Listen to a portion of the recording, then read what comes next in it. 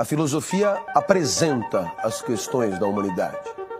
Ela as traz para debate, mas ela não tem a pretensão de explicá-las. Ela oferece aqui e acolá um argumento, ela oferece aqui e acolá uma proposta de solução e ela mesma já denuncia a impertinência das reflexões que propõe. Por isso, a filosofia nunca explicou nada, apenas provocou. Você já sentiu que sabe exatamente o que quer dizer, mas na hora de falar, parece que nada sai do jeito certo? Você não dá branco, você não se confunde. A ideia estava ali, a princípio, quase que inteira, mas a boca simplesmente não acompanha. Durante muito tempo eu achei que isso era uma insegurança, que eu falava mal, que eu era travado, mas talvez não seja isso. Ou melhor, talvez seja apenas isto. Talvez você não pense rápido, talvez você construa o pensamento. Até porque nem todo o pensamento nasce pronto para ser dito, não é mesmo? Alguns só existem depois que a gente tenta falar e percebe que ainda não era isso.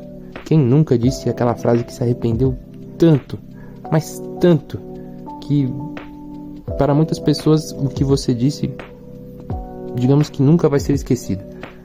Sabe, tem gente que pensa falando, eu mesmo, não é o meu caso. E tem gente que precisa organizar tudo antes de soltar a voz.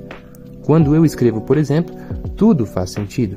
As ideias se encaixam, os sentimentos ganham forma, mas quando me pedem para responder rápido, cara, eu não sei o que fazer, eu não sei o que dizer, eu só quero que aquilo termine, eu só quero sair daquela situação o mais rápido possível e de preferência que ninguém lembre da vergonha que eu passei.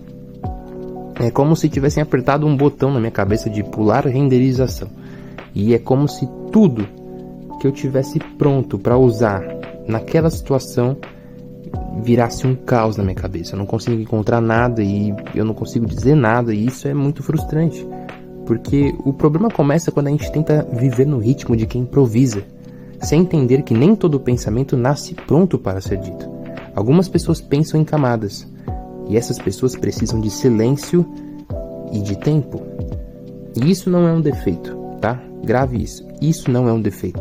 É uma estrutura de pensamento. Nós somos como cebolas. Fedem? Sim. Não! Fazem você chorar. Não! Deixa eles no sol, eles ficam marrons e soltam aqueles cabelinhos. Não! Camadas! As cebolas têm camadas. Esse fenômeno não é muito falado, mas talvez você conviva com ele sem nunca ter percebido. Chamado de cognição verbal reflexiva, ela é constantemente confundida com timidez, insegurança ou falta de atitude. Bom, se você chegou até aqui e se identifica com algum desses 3 tópicos no vídeo, continua comigo e vamos até o final desse vídeo para poder descobrir mais sobre este fenômeno.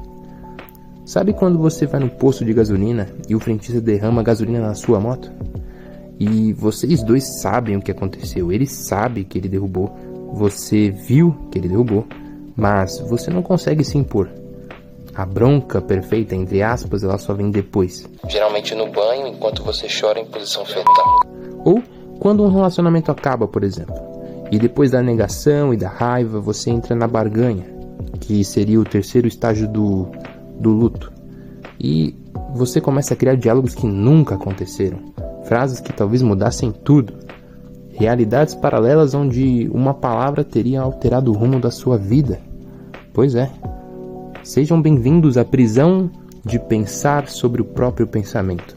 A reflexão que acontece às 2 da manhã não é fraqueza, é metacognição. Pode ser uma dádiva para poucos ou um problema para muitos. Depende do ponto de vista. A ciência costuma dividir isso de forma simples e objetiva. Existem pessoas que falam antes de pensar e pessoas que pensam antes de falar. Esse vídeo aqui é mais pra galera do segundo caso, tá? Mas dá pra ir além, na verdade. A linguagem não serve só para comunicar.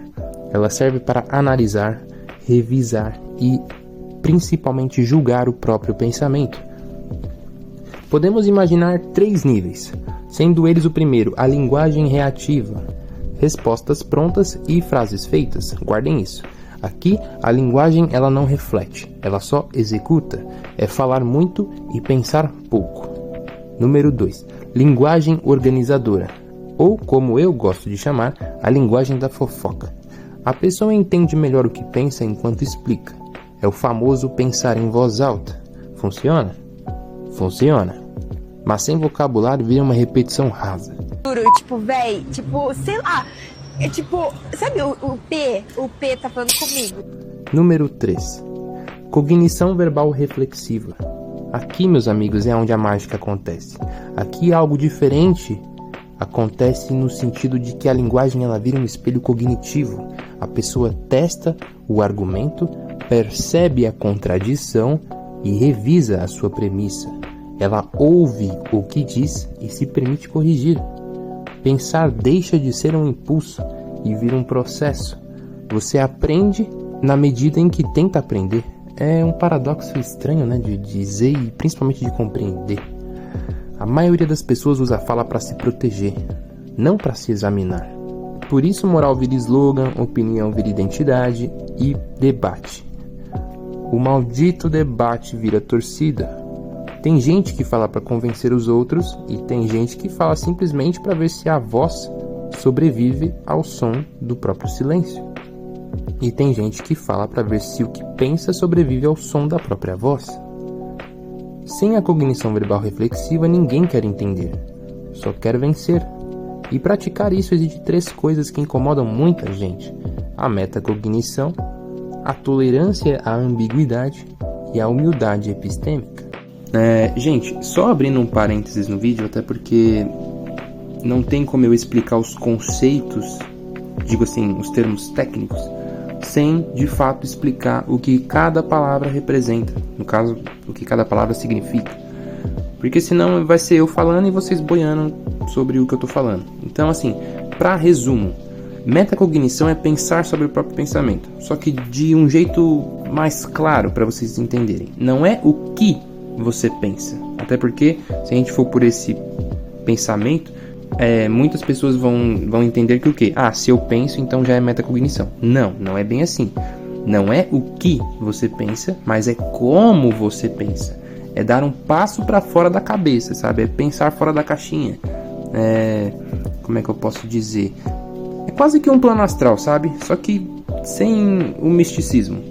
Já a tolerância à ambiguidade é lidar com o não sei, só que sem entrar em pane, sabe? É aceitar que o mundo não funciona no preto e branco e que a gente tem inúmeras culturas, inúmeras religiões, inúmeras línguas e, bom, dentre outras coisas que fazem o mundo ser como ele é. E assim, é perceber que algumas coisas são contraditórias, que são confusas e que sim, são mal resolvidas. E personagens como Severo Snape, Walter White, o próprio Thomas Shelby, eles representam isso muito bem, porque eles não são nem bons e nem maus, são só complicados.